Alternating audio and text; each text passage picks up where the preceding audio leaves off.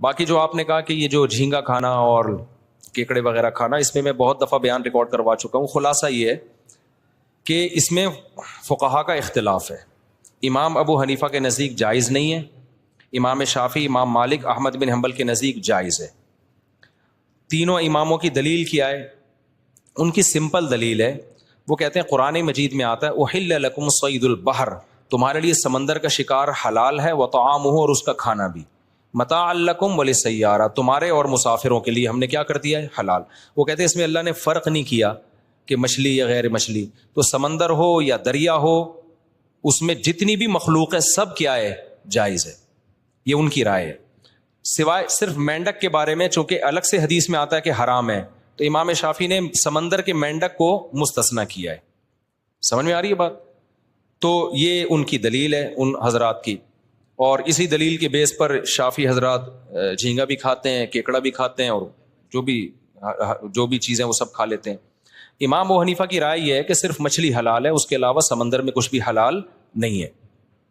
اس کی دلیل یہ ہے کہ سب سے پہلے، ایک منٹ بات مکمل ہو جائے نا، سب سے پہلے جو قرآن مجید کی جو آیت ہے نا، احل لکم صید البحر وطعامہ، سمندر کا شکار تمہارے لیے حلال، اس کا کھانا بھی. وہ کہتے ہیں یہ آیت جس سیاق و سباق ہے نا اس کا، وہ سیاق و سباق یہ ہے کہ اس سے پہلے آیت یہ ہے کہ تمہارے لیے خشکی کا شکار حرام ہے جب تک تم حالت احرام میں ہو. کیونکہ احرام میں جب آیا کرتے تھے نا، تو احرام میں آپ جانور، حلال جانور بھی شکار نہیں کر سکتے. اسی میں آگے اللہ نے فرمایا سمندر کا حلال ہے. تو امام حنیفہ اور ان کے دونوں شاگرد امام ابو یوسف اور امام محمد، یہ دونوں شاگردوں نے بھی بہت سارے مسائل میں ابو حنیفہ سے اختلاف کیا ہے، لیکن اس مسئلے میں امام حنیفہ کی دلیل اتنی مضبوط تھی کہ انہوں نے اس میں ابو حنیفہ سے اتفاق کیا ہے. تو گویا تین امام اس طرف ہیں، یعنی تین اگر اس طرف ہیں تو تین اس طرف بھی ہیں. تو ان کی یہ ہے کہ یہ جو قرآن کی آیت ہے نا کہ تمہارے لیے سمندر کا شکار حلال ہے، تو اس سے مراد ہر قسم کا شکار حلال نہیں ہے، بلکہ اس کا مطلب یہ ہے کہ احرام میں جو پابندیاں ہیں نا شکار پر، وہ خشکی کے جانور پہ پابندیاں کا اطلاق ہوگا، سمندر کے جانوروں پر ان پابندیوں کا اطلاق نہیں ہوگا.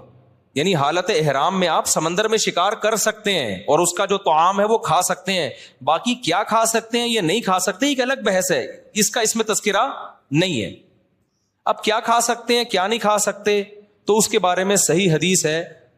نبی صلی اللہ علیہ وسلم نے فرمایا احلت لنا میتتان، دو مردار ایسے ہیں جو ہمارے لیے حلال ہیں، السمک والجراد. آپ نے فرمایا ایک مچھلی اور ایک ٹڈی، یہ جو ٹڈی نہیں کھیتوں کو چٹ کر جاتی، یہ دو مردار ہمارے لیے کیا ہیں؟ حلال. تو ہم یہ کہتے ہیں کہ دیکھو قرآن میں حرمت علیکم المیتہ، اللہ نے فرمایا تمہارے لیے مردار حرام ہے، کوئی بھی جانور ذبح کیے بغیر آپ نہیں کھا سکتے، کوئی بھی جانور ہو. تو اس سے پتہ چلتا ہے ہر طرح کے مردار حرام ہے. لیکن حدیث میں دو چیزوں کو مستثنا کیا جا رہا ہے، مچھلی اور ٹڈی، ان کا تو ذبح کرنا ممکن ہی نہیں ہے، تو اس لیے نبی صلی اللہ علیہ وسلم نے استثناء کر دیا کہ مچھلی اور ٹڈی اس اصول سے کیا ہے؟ مستثنا. تو امام حنیفہ کہتے ہیں صرف مچھلی کا استثناء ہے، باقی چیزوں کا استثناء نہیں ہے. ایک دلیل ہو گئی. دوسری دلیل یہ ہے کہ قرآن مجید میں آتا ہے وَيُحَرِّمُ عَلَيْهِمُ الْخَبَائِثَ، کہ نبی کی ذمہ داری ہے کہ تم پر خبیث اور ناپاک چیزوں کو حرام کر دیں گے. تو بہت ساری چیزیں، اگر سمندر کی آپ ہر طرح کی مخلوق کو حلال، بھائی یہاں یہ کام نہ کریں، بیان چل رہا ہے نا، کائنڈلی ادھر چلے جائیں.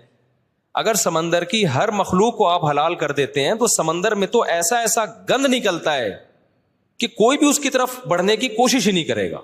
وہ صرف چائنیز ہی کا حوصلہ ہے کہ وہ کھا لیں، انگریز بھی نہیں کھاتا اس کو. تو صرف جھینگے کا کیکڑے کا مسئلہ نہیں ہوگا.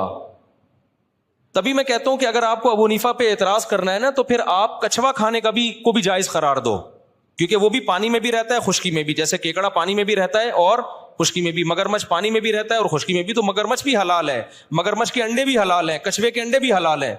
جبکہ کوئی بھی کسی کی بھی طبیعت اس کی طرف مائل نہیں ہوگی. تو یہ خبائث میں داخل ہے. خبائث کا مطلب جو خبیث چیزیں ہوتی ہیں. تو سمندر میں ایسا ایسا گند نکلتا ہے. تو اس سے بھی پتہ چلتا ہے قرآن سے کہ خبائث سارے کے سارے کیا ہیں؟ حرام ہے. اگر ہم مچھلی کے علاوہ ہر چیز کو حلال قرار دے دیں تو پھر تو بہت سارا گند ہو جائے گا، جو اس میں بہت گند نکلتا ہے جس سے گھن آتی ہے انسان کو. تو اس سے پتہ چلتا ہے کہ جو دو چیزوں کو مستثنا کیا ہے نبی صلی اللہ علیہ وسلم نے، مچھلی اور ٹڈی، اس کے علاوہ سمندر میں آپ کسی چیز کو نہیں کھا سکتے.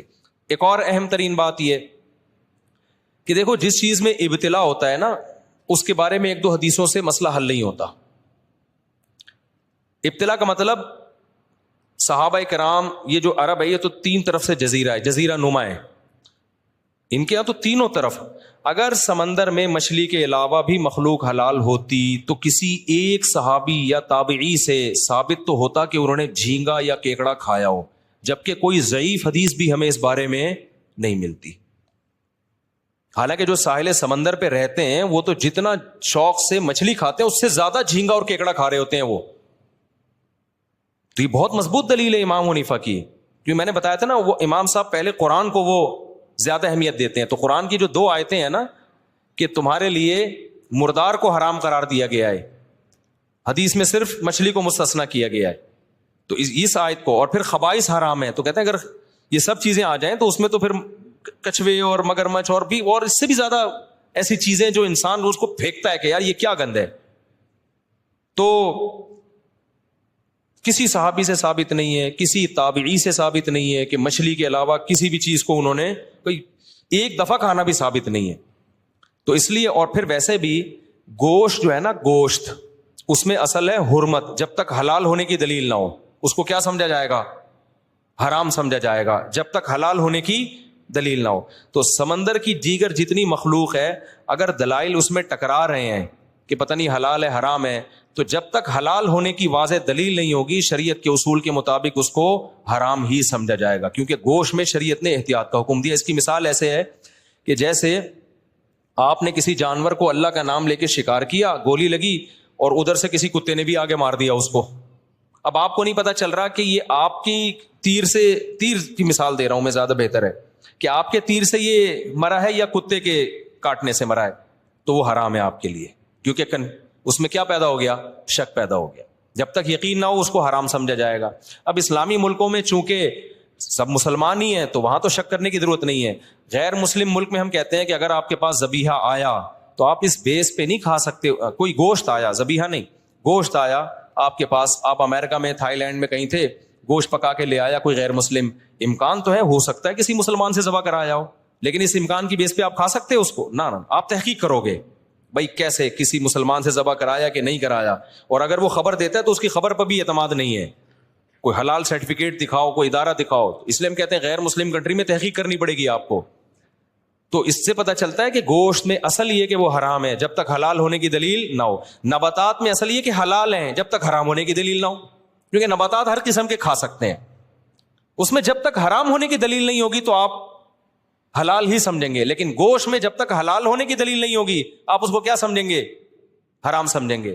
تو امام حنیفہ یہ کہتے ہیں کہ بھائی مچھلی کے حلال ہونے پر تو دلائل ہیں, قرآن میں بھی تذکرہ کر دیا, نبی نے بھی کھایا اس کو, صحابہ بھی کھاتے تھے, صحیح حدیث ہے کہ دو ہمارے لیے مردار حلال ہیں. اس کے علاوہ کے بارے میں دلائل یہ کہتے ہیں کہ ناجائز ہے, اور اگر آپ ان دلائل سے نہیں مانتے تو وہ خاموش ہے شریعت اس بارے میں. تو جب تک ان کے حلال ہونے کی واضح دلیل نہیں ہوگی ان پہ ناجائز ہونے کا ہی احتیاطاً فتویٰ لگایا جائے گا. سمجھ میں آ رہی ہے بات؟ ایک آخری بات کر کے میں اس بحث کو سمیٹتا ہوں. یہ اختلاف تو ہے کیکڑے میں اور جو بھی مگرمچھ وغیرہ سب چیزوں میں ہم اس کو ناجائز سمجھتے ہیں, صرف مچھلی کو,